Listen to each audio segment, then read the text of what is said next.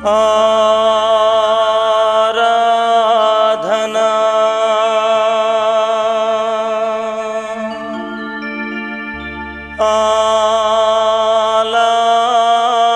ఆలాపనా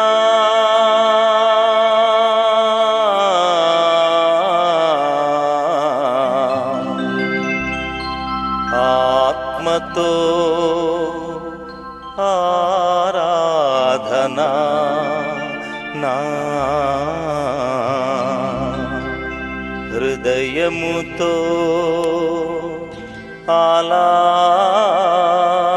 ఆలాపనా.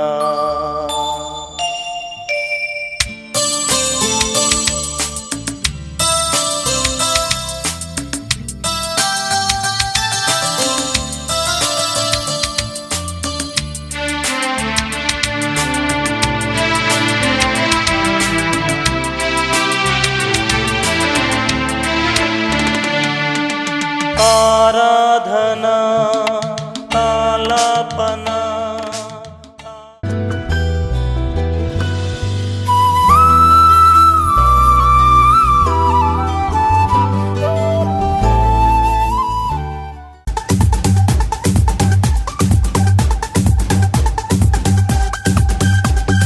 గీతం గీతం జయ జయ గీతం చేయి తట్టి పాడెదము. గీతం గీతం జయ జయ గీతం చేయి తట్టి పాడెదము. యేసురాజు లేచెను హల్లెలూయా జయమార్భటించెదము. యేసురాజు లేచెను హల్లెలూయా జయమార్భటించెదము. ఆ గీతం గీతం జయ జయ గీతం చేయి తట్టి పాడెదము. హో గీతం గీతం జయ జయ గీతం చేయి తట్టి పాడెదము. యేసురాజు లేచెను హల్లెలూయా జయమార్భటించెదము. యేసురాజు లేచెను హల్లెలూయా జయమార్భటించెదము.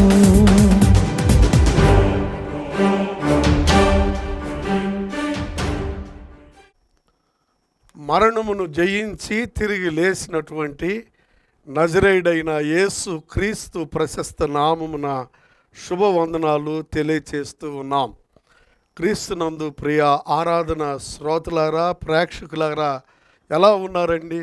దేవుని యొక్క మహా ఉచితమైన కృపను బట్టి మరొక వారం దేవుని యొక్క వాక్య భాగమును మీ కొరకు తీసుకొని రావడానికి దేవుడు సహాయం చేస్తున్నాడని నేను నమ్ముచూ ఉన్నాను.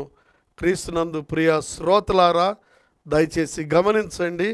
ఈ ఆరాధన కార్యక్రమాలు నేను ప్రారంభించి ఈ యొక్క మార్చి నెల 19వ తారీఖుకి ఒక సంవత్సరము జరిగి ఉన్నది. ఈ సంవత్సర కాలం అంతట్లో దేవుడు ఈ వాక్య భాగములను మీతో పంచుకోవడానికి దేవుడు అనుగ్రహించినటువంటి నాకు ఇచ్చినటువంటి ప్రార్థన బలాన్ని బట్టి, మీరందరూ ఇచ్చినటువంటి చేయూతను బట్టి నేను మీ అందరికి కూడా ప్రత్యేక వందనాలు. అలాగే కార్యక్రమాలని 2వ సంవత్సరంలోకి నడిపిస్తున్నటువంటి పరమ దేవునికి నేను ఎంతగానో రుణస్థుడై ఉన్నాను. వాస్తవానికి ఈ కార్యక్రమాలు ఈ నెలతో నేను ముగించాలని అనుకుంటున్నటువంటి శుభ తరుణంలో మరి చాలా బాధకరమైనటువంటి సమయంలో సిస్టర్ సలోమి గారు కర్నూలు మరి ఫోన్ చేసి ఈ కార్యక్రమాన్ని వారి యొక్క కుమారుడైనటువంటి రాజ్ ప్రకాష్ గారు, సన్నాపు లేటు జ్ఞానప్రకాష్ చిన్నపిల్లల యొక్క వైద్యులు మరి 29వ తారీఖు రాజ్ ప్రకాష్ యొక్క బర్త్డే సందర్భంగా ఈ కార్యక్రమాన్ని మనకు సమర్పించున్నారు. దేవుడు ఆ కుమారునికి మంచి ఆరోగ్యము, ఆయుష్, ఉజ్వల భవిష్యత్తు అనుగ్రహించాలని నేను మనసారా కోరుతూ ఉన్నాను. అనారోగ్య పరిస్థితుల్లో కూడా ఉండి సిస్టర్ సలోమి గారు దేవుని యొక్క సేవ పట్ల చూపించినటువంటి ఆ యొక్క మంచి తరుణాన్ని బట్టి, ఈ యొక్క గొప్ప కార్యాన్ని బట్టి సిస్టర్ సలోమి గారికి దేవుడు ఆరోగ్యాన్ని ప్రసాదించాలని నేను మనసారా ప్రార్థిస్తూ ఉన్నాను. వారి ధనము ఆసుపత్రి పాలు కాకుండా దేవుని సేవకు, దేవుని యొక్క కార్యక్రమాలకు దేవుడు వారిని వాడుకొనుగాక. దేవుడు మనలందరినీ ఈ కార్యక్రమాల ద్వారా దీవించబడటానికి దేవుడు మనకి సహాయము చేయనుగాక. ఈరోజు దేవుని యొక్క వాక్య భాగాన్ని మనము ధ్యానం చేసుకోవడానికి దేవుని యొక్క వాక్య భాగముల నుండి మత్తయి సువార్త 28వ అధ్యాయము మొదటి 2 వచన భాగాలు, అలాగనే మార్కు సువార్త 16వ అధ్యాయము 2 వచనాలు, అలాగనే లూకా సువార్త 24వ అధ్యాయము మొదటి 3 వచన భాగాలు, అలాగనే యోహాను సువార్త ఆఖరి అధ్యాయంలో మొదటి 3 వచన భాగాలు పునరుద్ధానపు పండుగను గూర్చి దేవుని యొక్క వాక్యము సెలవిస్తున్నది. క్రీస్తునందు ప్రియులారా, ఇక్కడ ఈ 4 భాగాల్లోని మనము చదువుతూ ఉంటున్నప్పుడు యేసు క్రీస్తు యొక్క మరణము, సమాధి, పునరుద్ధానమును గూర్చి బైబిల్ గ్రంథము చాలా స్పష్టంగా తెలియచేస్తూ ఉన్నది. ఈ మాట ఒక్కసారి మీరు ఆలోచన చేశారనంటే, సజీవుడైనటువంటి యేసును మీరు ఎందుకు మృతులలో వెదకుచున్నారు అని దేవుని యొక్క వాక్యము సెలవిస్తుంది.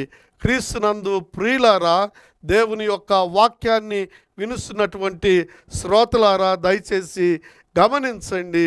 యేసు ప్రభువారు గత శుక్రవారం నాడు, అనగా ఆయన శిలువ మరణమునకు అప్పగించబడ్డాడు.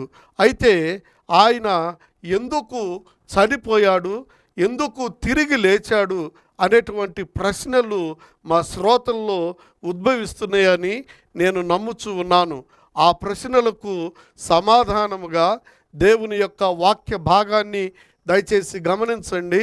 రోమాపత్రిక 5వ అధ్యాయంలోని 6వ వచనం నుండి 10 వచన భాగాలు మనం గమనించినట్లయితే, ఈ మానవాళి కోసము యేసు ప్రభువారు మరణించారని దేవుని వాక్యము సెలవిస్తున్నది.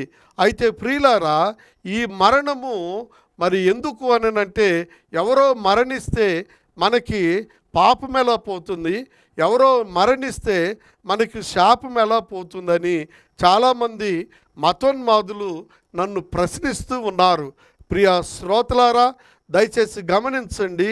భారతదేశంలోనే కాదు, ప్రపంచ దేశాల్లో ఉన్నటువంటి ప్రతి మత గ్రంథములో చెప్పబడినటువంటి యేసు క్రీస్తు యొక్క మరణాన్ని గూర్చి ప్రతి మత గ్రంథములో ప్రకటించబడ్డది. ఆ పస్కా పశువు యేసు ప్రభు అనేటువంటి సత్యాన్ని మనము గ్రహించాలి. ఆ ప్రభువారు మనము భక్తిహీనులమై ఉంటుండగా మన కొరకు చనిపోయారు. మనము పాపులమై ఉంటుండగా ఆ ప్రభువారు మన కొరకు చనిపోయారు. మనము శత్రువులమై ఉంటుండగా ఆయన మన కొరకు చనిపోయారు. యేసు ప్రభు చనిపోయే ముందు తన శిష్యులకు ఈ విధంగా సెలవిచ్చాడు, నేను మనుష్య కుమారులకు అప్పగించబడి, సిలువ వేయబడి, సమాధి చేయబడి 3వ దినమున లేస్తాను అనేటువంటి సత్యాన్ని యేసు ప్రభువారు తన 12 మంది శిష్యులకు తెలియజేశాడు.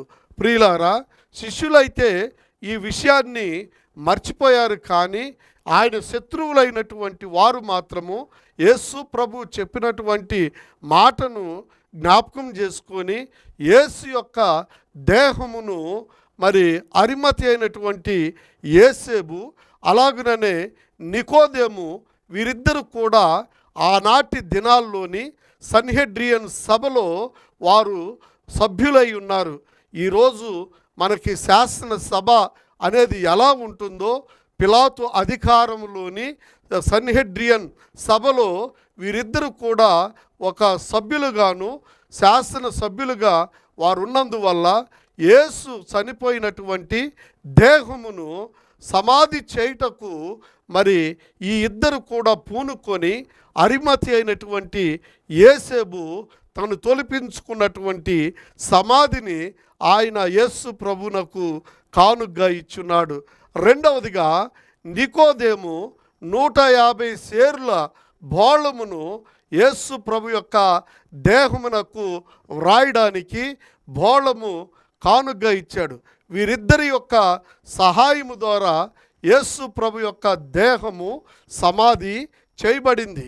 క్రీస్తునందు ప్రియులారా, సమాధి అనగానే మనకు జ్ఞాపకం వచ్చేది ఏంటంటే, ద్వితీయోపదేశకాండములో మనము ఆఖరి అధ్యాయంలో మనం చూసినప్పుడు దేవుడు చేసినటువంటి సమాధిని మనం చూస్తాం. దేవుడు చేసిన సమాధి ఎవరిది అని అనుకుంటున్నారేమో, ఆ సమాధి మోషేకు దేవుడే చేసి ఉన్నాడు. రెండవదిగా యేసు దర్శించినటువంటి సమాధి యోహాను సువార్త 11వ అధ్యాయము 30 భాగంలోని యేసు దర్శించిన సమాధి లాజరు సమాధి. లాజరును చనిపోయిన వాడిని బ్రతికింపజేశాడు యేసు ప్రభు.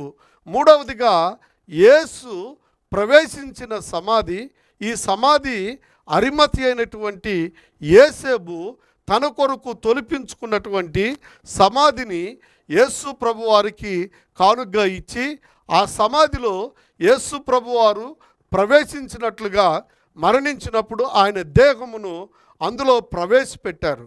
నాలుగవదిగా మనం గమనించినట్లయితే యేసు జయించిన సమాధి. ఈ 4 సమాధులు 4 విషయాలు మనకి తెలియచేస్తున్నాయి.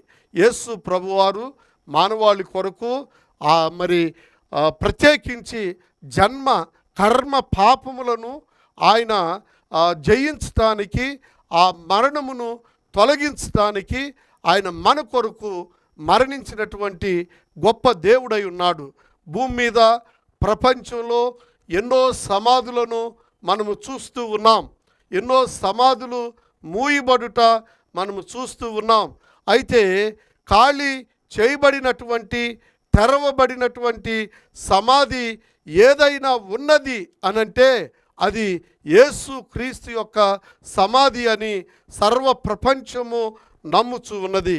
క్రీస్తునందు ప్రియ దేవుని బిడ్డలారా, ఆ సమాధిని, ఆ మరణమును జయించి తిరిగి లేచినటువంటి ఆ యేసు ప్రభువారు పలికినటువంటి 5 వాక్కులను ఈరోజు మనము దేవుని యొక్క వాక్య భాగములోని మనము ధ్యానం చేయబోతున్నాం.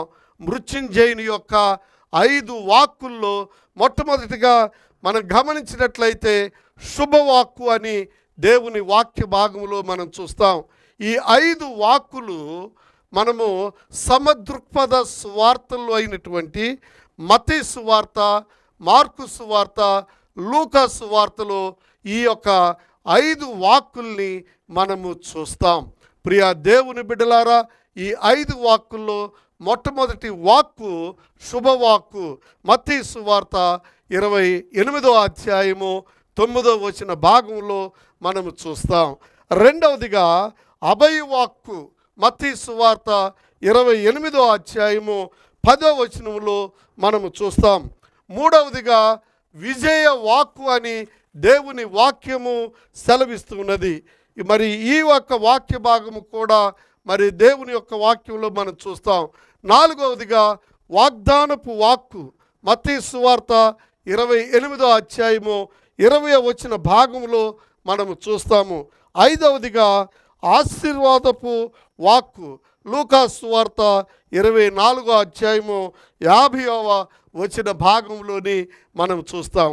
ఈ 5 వాక్కులు మన జీవితాలకు ఎంతో ఆశీర్వాదకరంగా, దీవెనకరంగా, మన మృత్యుంజయుడైనటువంటి యేసు, మరణమును గెలిచినటువంటి యేసు మన కొరకు పలికి ఉన్నాడు. మొట్టమొదటి వాక్కుని మనము ధ్యానం చేద్దాం. దయచేసి గమనించండి. శుభవాక్కు. మత్తయి సువార్త 28వ అధ్యాయము 9వ భాగంలోని ఈ యొక్క శుభవాక్కు, మీకు శుభము కలుగు గాక అని యేసు ప్రభువారు ఎవరితో పలికి ఉన్నారనంటే, యేసు యొక్క సమాధిని దర్శించటానికి ఇక్కడ మనము ఆలోచన చేయవలసింది ఏంటంటే, యేసు 3వ దినమున లేస్తాడు అనేటువంటి సత్యమును, మాటను 3.5 సంవత్సరాలు విన్నవారు తిన్నవారు ఆయనతో ఉన్నటువంటి శిష్యులు మర్చిపోయారు. కానీ ఆయన శత్రువులు మాత్రము ఆయన 3వ దినాన లేస్తాడు అనే సత్యాన్ని వారు గ్రహించి ప్రభుత్వంతో మాట్లాడి ఆయన సమాధిని మూసివేయడము, అలాగనే సమాధి మీద బండరాతిని పొరలించడము, అలాగనే ఆ బండకు ఈ లోక ప్రభుత్వపు ముద్రను వేయడము మనము వాక్య భాగాల్లోని మనము చూస్తాం. అయితే ప్రియులారా, మన యొక్క మాటలు, మన శాస్త్రాలు ఎవరికి ఎక్కువగా గుర్తుంటాయి అంటే మన మిత్రుల కంటే మన శత్రువులకి మన మాటలు ఎక్కువగా గుర్తుంటాయి.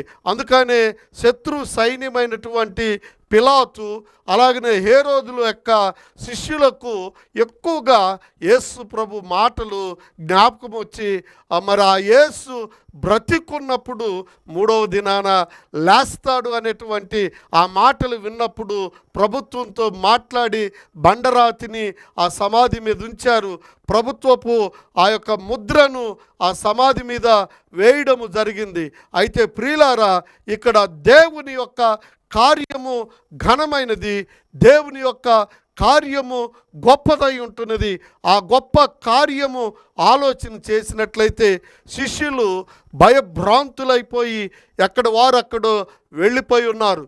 కానీ ఆదివారమున తెల్లవారుతున్నది అనే సమయంలోని మగ్దలేనే మరియా, వేరొక మరియా స్త్రీలు యేసును దర్శించటానికి, ఆ పునరుద్ధానుడైన యేసును దర్శించటానికి ఆ సమాధి దగ్గరకు వచ్చేటప్పటికి మరి వారు చాలా నిర్ఘాంతపోయి ఉన్నారు. ఆ యొక్క విషయం ఏంటంటే, ఆ వారు పురుషులు రాకుండా స్త్రీలు మాత్రమే ఆ యేసును దర్శించడానికి వెళ్ళడానికి వీరికి 3 భయాలు ఉన్నాయి. ఆ 3 భయాలు ఏంటంటే, ఒకటి, ప్రభుత్వపు వ్యతిరేకంగా మనము ఆ యేసును దర్శించటానికి వీరు స్త్రీలు కాబట్టి వీరు భయపడి ఉన్నారు. రెండవదిగా, అక్కడ ఉన్నటువంటి కావలి వారికి వారు భయపడి ఉన్నారు.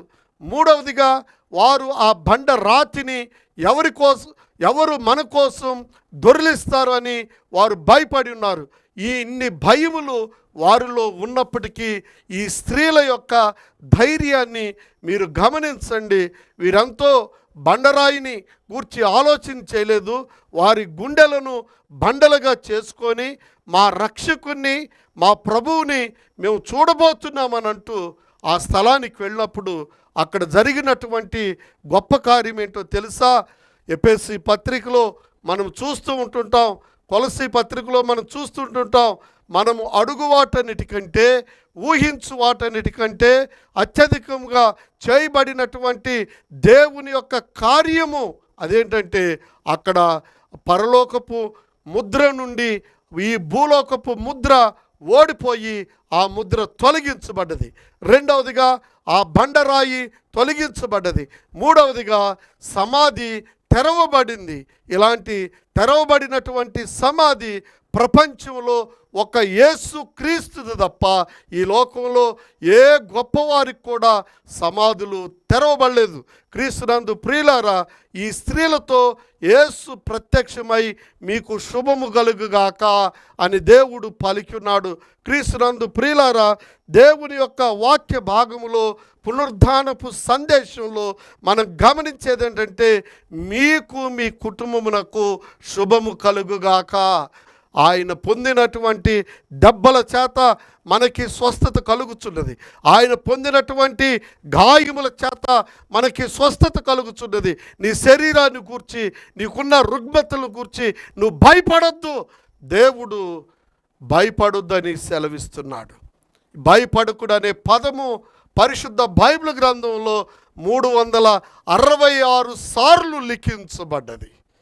నువ్వు దేని గురించి భయపడుతున్నావో ఆ భయమును నీ నుండి తీసివేయడానికి మరణమును జయించినటువంటి యేసు ప్రభువారు భయపడకుడి అని సెలవిచ్చాడు. మూడవదిగా, మనము దేవుని యొక్క వాక్యాన్ని గమనించినట్లయితే, దేవుని మాటలు దయచేసి గమనించండి. విజయ వాక్కు, మృత్యుంజయుడైనటువంటి పునరుద్ధానుడైనటువంటి యేసు పలికిన వాక్కు అది విజయ వాక్కు. మత్తయి సువార్త 18వ వచనంలో మనం చూసినట్లయితే ఇక్కడ చాలా శ్రేష్టమైనటువంటి విజయాన్ని దేవుడు మనకి కలిగి ఉన్నాడు. ఆ విజయం ఏంటంటే, నాకు భూమి మీదను పరలోకమందును సర్వాధికారము ఇయ్యబడిందని సెలవిస్తున్నాడు. క్రీస్తునందు ప్రియులారా, ఈ భూమి మీద జీవిస్తున్నటువంటి మనకు ఆయన సర్వాధికారి అయి ఉన్నాడు. అలాంటి దేవుణ్ణి మనం కలిగి ఉన్నందుకు ఒకప్పుడు మనం అన్యులమైనప్పటికీ ఇప్పుడు ధన్యులమై ఉన్నాం. అలాంటి ధన్యకరుడైనటువంటి పునరుద్ధానుడైనటువంటి ఆ యేసు ప్రభువారు పలుకుతున్న మాట, పరలోకమందును భూమి మీదను నాకు సర్వాధికారము ఇయ్యబడిందని సెలవిచ్చాడు. ఈ లోకంలో అధికారులు ఎవరైనా ఉన్నారు అని అంటే అది కేవలము దేవుని వలన కలిగినటువంటి అధికారము అని మనము గమనించాలి. ఆ దేవుడిచ్చినటువంటి అధికారాన్ని గురించి మనం ఆలోచన చేస్తూ ఉంటున్నప్పుడు మరి ఆయన అంటూ ఉన్నాడు, ఈ భూమి మీద తన అధికారము చొప్పున ఆయన నిన్ను నడిపించబోతూ ఉన్నాడు. ఇకపోతే 4వదిగా దేవుని యొక్క వాక్యాన్ని మనం గమనించినట్లయితే వాగ్దానపు వాక్కు అని అంటున్నాడు. మృత్యుంజయుడైనటువంటి యేసు ప్రభువారు పలికినటువంటి 4వ వాక్యం ఏంటంటే వాగ్దానపు వాక్కు. మత్తయి సువార్త 28వ అధ్యాయము 20వ వచనంలో ఈ మాటలు సెలవిస్తూ ఉన్నాయి. యుగ సమాప్తి వరకు నేను మీతో ఉన్నాను, సదాకాలము మీతో ఉందును అని మరొక సువార్తలో మనము చూస్తాం. ప్రియ దేవుని బిడ్డలారా, మృత్యుంజయుడైనటువంటి యేసు ప్రభువారు, మృత్యుంజయుడైనటువంటి యేసు శక్తి చేత ఆయన అంటున్నాడు, వాగ్దానం చేస్తున్నాడు, ఆయన ఇమ్మానుయేలుగా ఈ లోకానికి వచ్చాడు. మనలో ఉండటానికి, మనతో ఉండటానికి, మన పరిస్థితులన్నిటిలో ఆయన మనతో సహవాసము చేస్తున్నటువంటి దేవుడు. ఆయన అంటున్నాడు, యుగ సమాప్తి వరకు నేను మీతో కూడా ఉన్నాను, ఉందును అని దేవుని వాక్యము సెలవిస్తుంది. లోకంలో మనము పుట్టి పెరిగి లోకంలో ఆలోచన చేసినప్పుడు, తల్లి గర్భమందు మనము ఉన్నప్పుడు తల్లి మనకి తోడుగా ఉంటుంది. ఎదుగుతూ ఉంటున్నప్పుడు మనకి స్నేహితులు మనకు తోడుగా ఉంటున్నారు. మనం పెద్ద అయిన తర్వాత మన పిల్లలు మనకి తోడుగా ఉంటున్నారు. ఏ తోడు లేకుండా ఉండే ఒకే ఒక స్థలం, అది సమాధి స్థలం. అక్కడ నీకు నాకు ఎవరు తోడుండరు. ఈ లోకంలో నీవు నమ్మినటువంటి తల్లిదండ్రులు, నీవు నమ్మినటువంటి స్నేహితులు, నీవు నమ్మినటువంటి నీ హితులు ఎంతోమంది ఉన్నప్పటికీ కూడా they all leave you one day. ఒకరోజు వారందరూ నిన్ను విడిచిపెడతారు. నీవు నమ్మిన వారందరూ కూడా నిన్ను విడిచిపెడతారు. విడువనటువంటి దేవుడు ఆయన ఒక్కడే యేసు ప్రభు. నిన్న నేడు ఏకరీతిగా ఉన్న దేవుడు.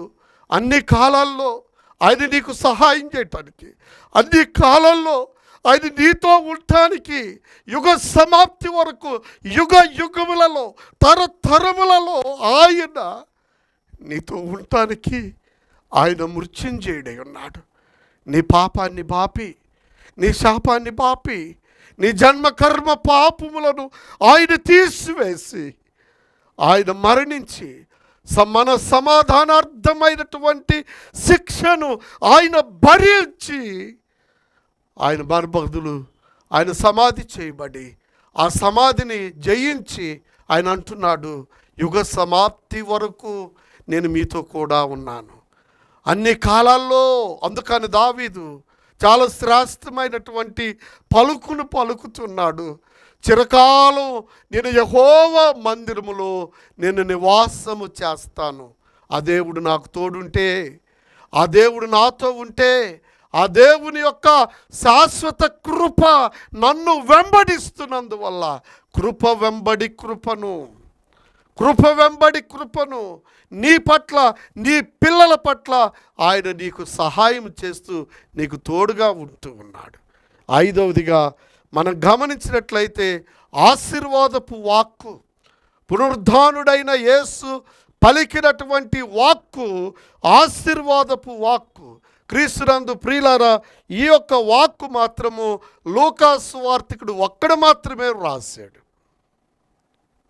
24వ అధ్యాయాన్ని మనం చదువుతూ ఉన్నప్పుడు 50వ వచన భాగంలో వారు బేతనీకు వెళుతూ ఉంటుండగా ఆయన వారిని చేతులెత్తి ఆశీర్వదించెనని వ్రాయబడ్డది. క్రీస్తునందు ప్రియులారా, ఈ ఆశీర్వాదపు దేవుడు మనకేమిస్తున్నాడో తెలుసా? కొలసీ పత్రిక 2వ అధ్యాయము 3వ వచనాన్ని గమనించండి.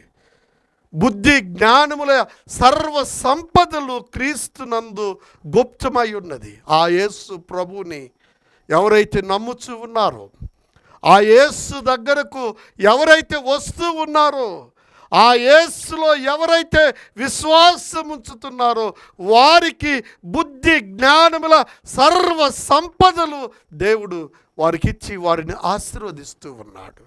క్రీస్తునందు ప్రియులారా, ఒకప్పుడు ఈ సత్యం నాకు తెలియక నేను నాస్తికత్వంలో ఉన్నాను. నేను ఎప్పుడైతే నాస్తికత్వం నుండి క్రీస్తు యొక్క శిష్యునిగా వచ్చానో, ఈ బుద్ధి జ్ఞానముల సర్వ సంపదలు ఆయన యందు గుప్తమై ఉన్నాయని ఈ రహస్యాన్ని నేను కనుగొని ఉన్నాను. లేకపోతే నేను చాలా నిమిత్త మాత్రుని. ఈ కార్యక్రమాలు మీకోసం కొనసాగించడానికి నెలకు వేలాది రూపాయలు అవసరం. నా ప్రభు ఎవరినో ప్రేరేపించి, నీలాంటి బిడ్డలు ప్రేరేపించి వారిని ఆశీర్వదించి, ఈ కార్యక్రమాలు ప్రారంభించినప్పటి నుంచి దేవుడు వారిని దీవిస్తూ ఆశీర్వదిస్తూ వారికి సహాయం చేస్తున్నాడు. ఈ వాక్యం వింటున్న ప్రియ శ్రోతలారా, మృత్యుంజయుడైనా పునరుద్ధానుడైనా ఉత్థానుడైనటువంటి యేసు ప్రభు నిన్ను ఆశీర్వదించడానికి ఈ పునరుద్ధానపు బలాన్ని, పునరుద్ధానపు శక్తిని దేవుడు నీకు, నీ పిల్లలకును, నీ పరిస్థితులకు దేవుడు సహాయం చేయనుగాక. ఆమెన్. ప్రార్థన చేసుకుందాం.